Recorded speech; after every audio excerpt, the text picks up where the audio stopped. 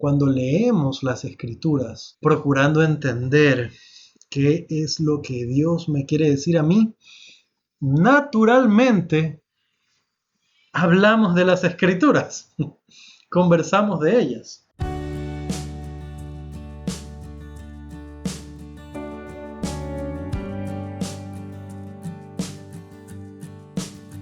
Hola, mis queridos hermanos y hermanas, bienvenidos a un nuevo video. Hoy estamos en el estudio de Ven Sígueme, como cada semana. Yo soy Daniel Ampudia Lazo, bienvenidos. Y hoy cerramos con el libro de Éter. Eso quiere decir que la próxima semana vamos a arrancar no solamente con la temporada navideña, sino también con el libro de Moroni, el último libro del libro de Mormón. Y hablaremos más de eso la próxima semana. Concentrándonos en el tema de hoy, vamos a estudiar los capítulos 12 al 15 de Éter. Esa es la asignación y hay que leerla toda, pero realmente nos vamos a concentrar en el capítulo 12. La semana pasada conversamos un poquito de mis reflexiones. Yo les estaba diciendo, bueno, yo me lo imagino a Moroni pensando todo lo que le había pasado a su pueblo, teniendo a la mano el resumen que había hecho su papá, el compendio, habiendo sido él el que vio cómo terminó todo entre los nefitas. Y yo me imagino sintiéndose bastante conectado con este profeta Éter, que vivió prácticamente la misma situación, con la diferencia de que Éter fue el último que quedó de todo su pueblo, y fueron arrasados todos. Moroni dijo, bueno, nos ganaron los lamanitas, ya no hay nefitas, pero les voy a escribir a la simiente de los lamanitas. Para Éter no fue así. Ahora, yo sí me lo imagino a Moroni leyendo y estudiando las cosas que hizo Éter, sus profecías, sus registros, leyendo y sintiéndose muy, muy parecido a la situación de él. Y vamos a ver, tomando en cuenta esa situación en la que Moroni hace el comentario de las cosas que escribió Éter, así vamos a estudiar este capítulo. Y estamos en el capítulo 12. Ya sé que se los digo muy seguido. Ya me da chiste. Me encanta este capítulo y es uno de mis favoritos del libro de Mormón. Otro de mis favoritos. Ok, vamos a las escrituras. Estamos en el capítulo 12 de Éter y empecemos por el versículo 2. Dice lo siguiente: y Éter era profeta del Señor. Por tanto, Éter salió en los días de Coriantumr y empezó a profetizar al pueblo, porque no se le podía restringir debido al Espíritu del Señor que había en él. Clave para nosotros en la vida de la iglesia, en la vida del hogar, como siempre. Apliquemos las escrituras a nosotros mismos para nuestro provecho e instrucción. A Éter no se le podía restringir, no podía quedarse callado. No había quien lo pare. A este hombre no había quien lo detenga. Enseñaba y profetizaba.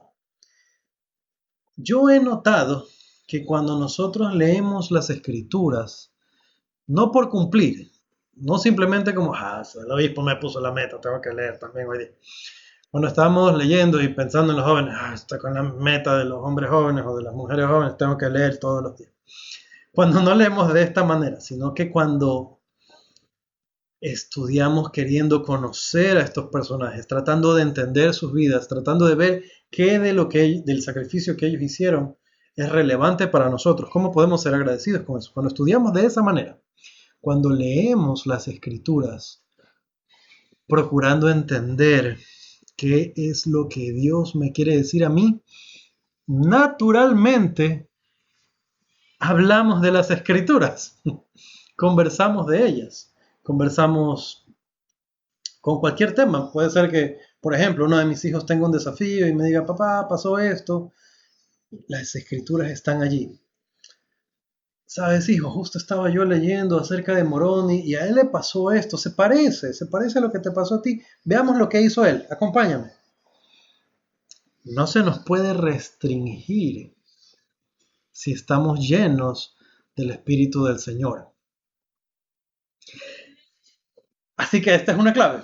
Si yo no soy muy pronto, si me pesa, iba a decir ir a la capilla, pero ahora es conectarse a la videollamada de la capilla. Si nos pesa leer las escrituras, si nos cuesta bajarnos de la cama para hacer la oración antes de acostarnos, puede ser que no estemos llenos del Espíritu y por esa razón estamos restringidos. Por otro lado, si estamos llenos del Espíritu, no se nos puede restringir. Primera gran lección que aprendemos de Éter. Ahora, este Éter empieza a profetizar, según Moroni, cosas grandes y maravillosas al pueblo. Y vamos a ver lo que tiene que decir Moroni acerca de Éter. Y con esto comenzamos con el tema de la fe. Y vamos a analizar algunas cosas sobre este tema. Vamos a las Escrituras, seguimos en el capítulo 12, vamos al versículo 6. Y ahora yo, Moroni, quisiera mostrar algo concerniente a estas cosas. Quisiera mostrar al mundo que la fe es las cosas que se esperan y no se ven. Por tanto, no contendáis porque no veis, porque no recibís ningún testimonio sino hasta después de la prueba de vuestra fe. La sabiduría de este hombre es incalculable y pienso yo que si lo juntamos con la inspiración, se vuelve un tesoro. ¿Qué nos enseña él en cuanto a la fe? Él está hablando me lo imagino yo, a Moroni leyendo las cosas increíbles que decía Éter y diciendo, chuta, y esta gente no le creía, con frustración, así, con coraje tal vez. Entonces Moroni trata de hacernos entender a nosotros, para que no nos pase lo mismo. Quisiera mostrar al mundo. Él, así como Alma, así como Nefi, habían recibido la promesa de que estas cosas saldrían a la luz y llegarían al mundo. Les pedí hace 2 semanas que notaran las promesas que Moroni recibió, que estaban registradas en Éter. Dios le promete que él va a poder mostrar los anales a personas escogidas. Les dijo, 3 personas verán por mi poder estas cosas. Y se le mostró también que él las iba a entregar, cuando llegue el momento, las iba a confiar a José, al gran profeta José. Entonces, Moroni nos habla sabiendo, teniendo un testimonio, que estas cosas iban a llegar a nosotros. Estas cosas son las que estoy señalando, por si acaso.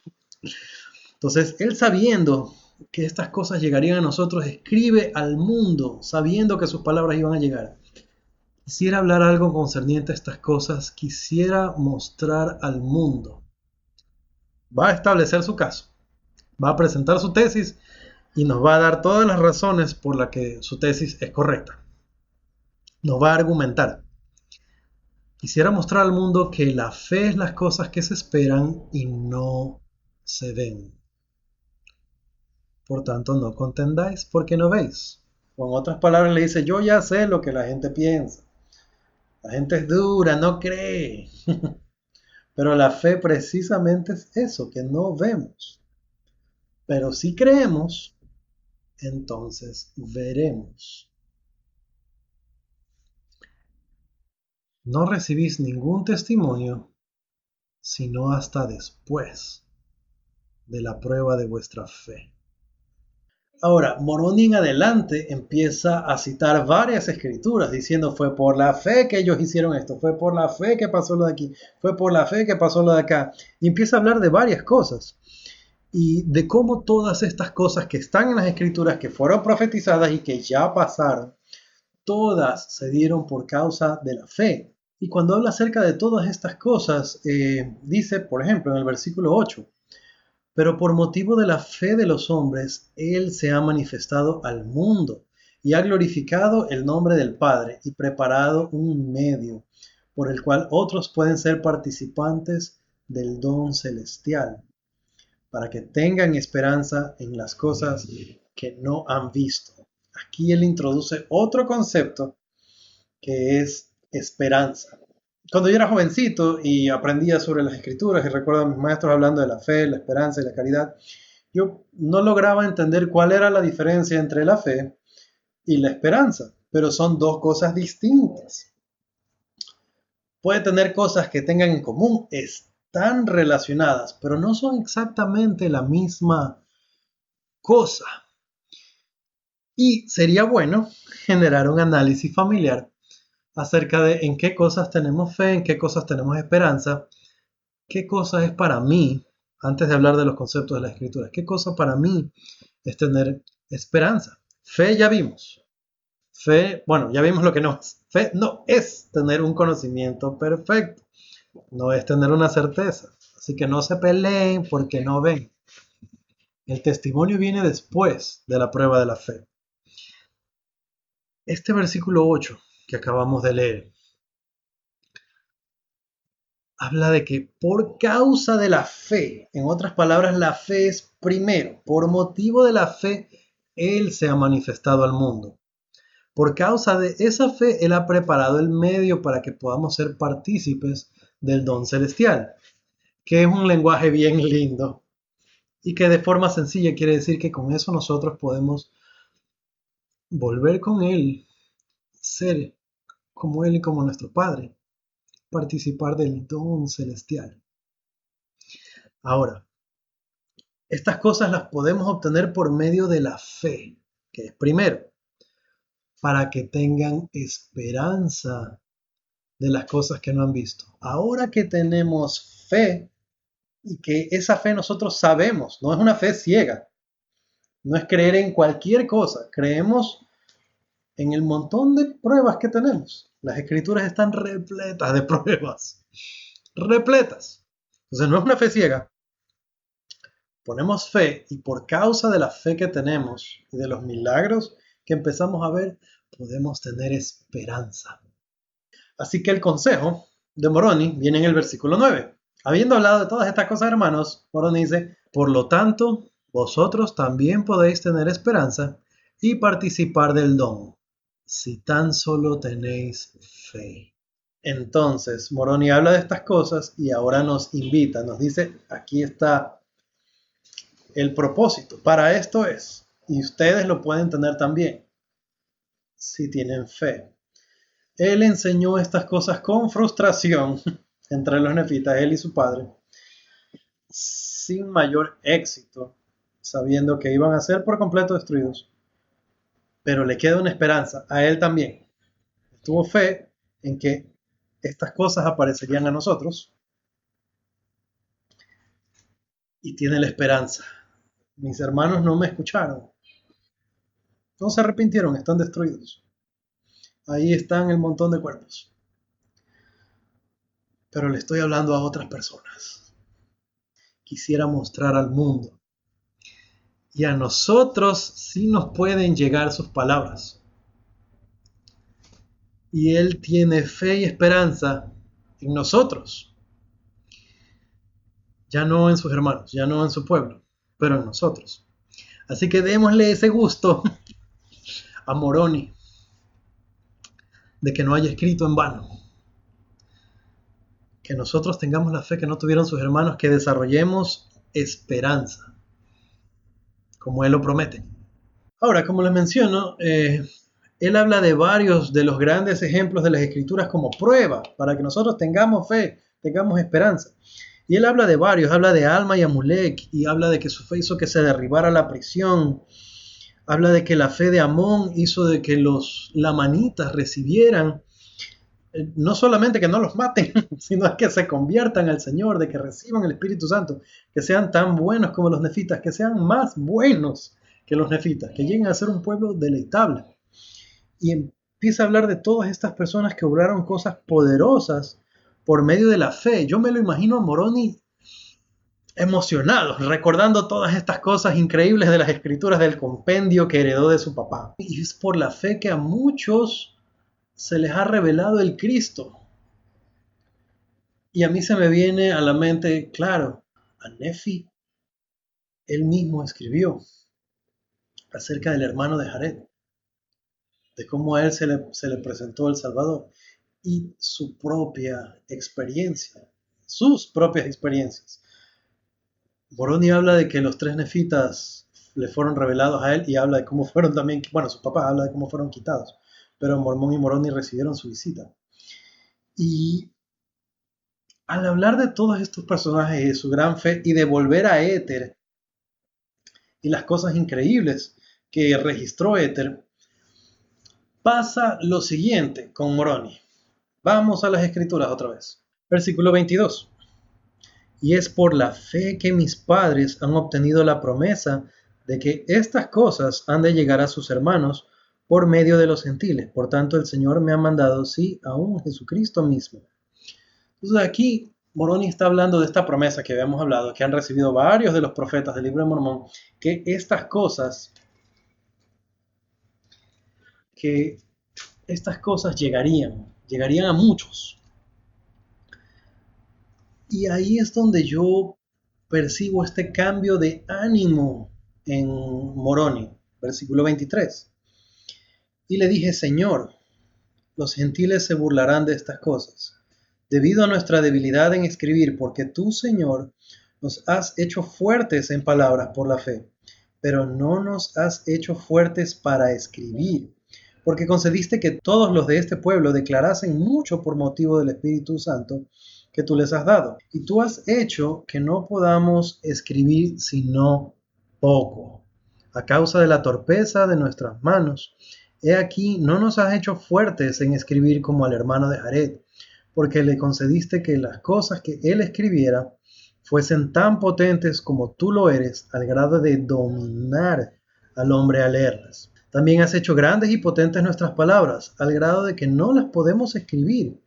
Así que cuando escribimos vemos nuestra debilidad y tropezamos por la manera de colocar nuestras palabras. Y temo que los gentiles se burlen de nuestras palabras. Aquí vemos un cambio de ánimo notable en el gran profeta Moroni. Él está primero emocionado, hablando de la fe, hablando de todas estas personas y lo que lograron por medio de la fe.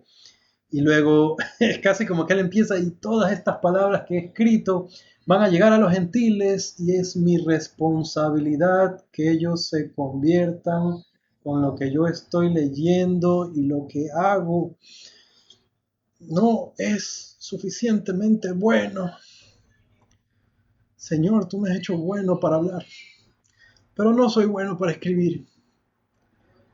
Veo mi torpeza. No sé cómo exponer las palabras una aquí y otra allá. Tengo un pánico que las personas lo lean y no logre traerlos a ti. Y yo me imagino un sentimiento así de un gran profeta, preocupado, tal vez un poco asustado. Y yo creo que todos podemos entender ese sentimiento, porque cuando se nos llama a servir en la iglesia, nosotros estamos así, pero ¿será que sí voy a poder? ¿Será que lo que yo diga van a escuchar los hermanos? ¿Será que sí puedo tener su atención? ¿Será que yo puedo decirles lo que el Señor me ha pedido? Aún para dar una clase, para dar un discurso, tal vez estamos, uy, no, ¿qué voy a decir los hermanos? Yo no soy bueno para hablar, no me van a escuchar, voy a aburrir a la congregación. Moroni comparte nuestros sentimientos. Él sabe cómo nos sentimos. Y nosotros creo que podemos entender cómo se sentía él, aún siendo un gran profeta. Un gran profeta que tuvo que lidiar con cosas muy difíciles. Aún para él esto fue como, ¿y ahora? Y me hace sentir un gran aprecio por el esfuerzo de este y otros grandes profetas del libro de Mormón. Ahora veamos la revelación que recibe así mientras está escribiendo. Es increíble. Muy bien, volvemos a las escrituras y vamos al versículo 26.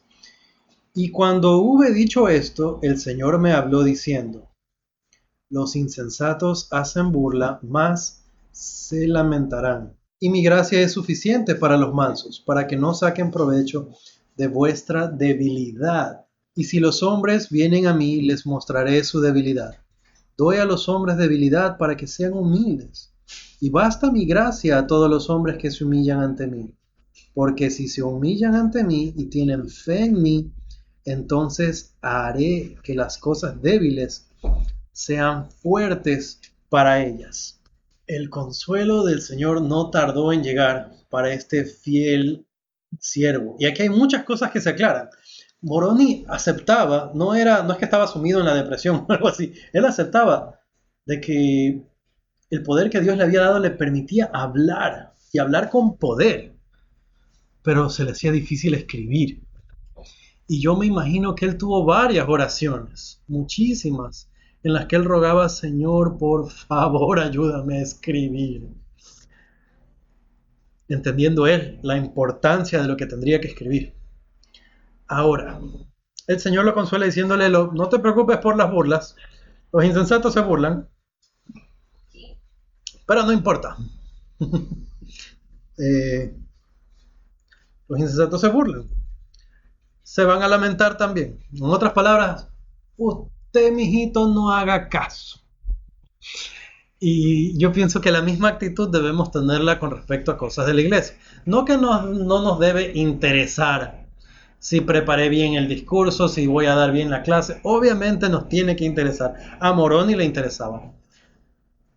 Lo que yo veo aquí es que no hay un estrés adicional por aquello que ya sale de nuestro control. Y que es algo que yo mismo tengo que decirme a mí todo el tiempo. Porque si algo yo siento que comparto con este profeta es este sentir de que lo que uno hace no es suficiente.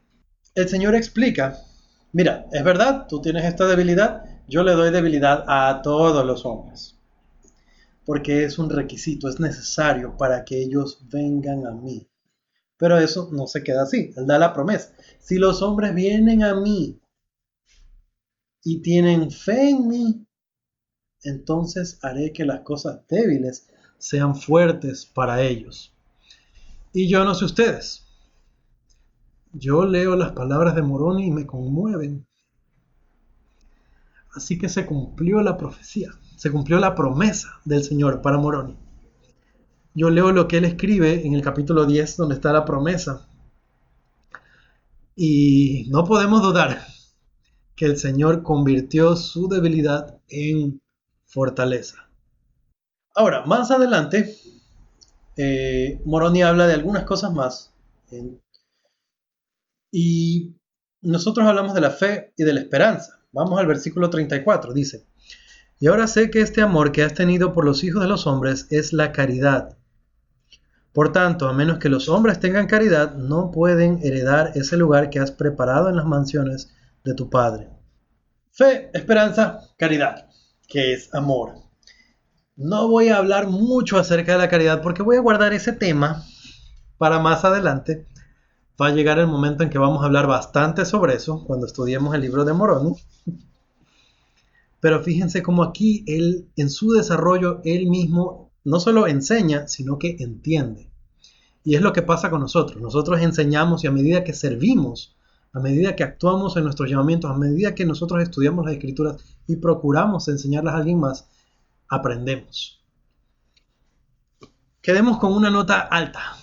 Versículo 41. Antes de eso, no hemos hablado solo del capítulo 12.